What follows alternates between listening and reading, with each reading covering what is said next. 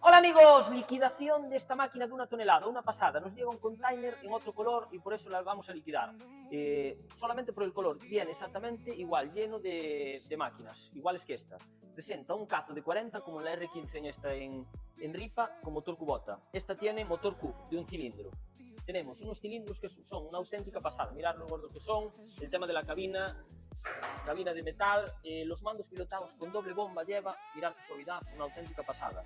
Así que nada, enviarnos un mensaje privado o un WhatsApp al 692 98 48 84 y os pasamos información absolutamente de todo. Mirad qué cuchilla lleva, engrasadores por todos los lados, una auténtica pasada, chasis cuadrado, súper robusto, así que aprovecharos. Las siguientes vienen caras de narices, como se suele decir, por el tema del coste terrestre, containers y demás. Así que aprovecharos. Esta máquina tiene la denominación de RX12, pero es máquina de 1 tonelada, pero por las calidades decidieron meterle el 12. Así que aprovechad. Como sabéis, no engañamos a nadie. Si es una máquina de 1 tonelada, no la vendemos como 1200.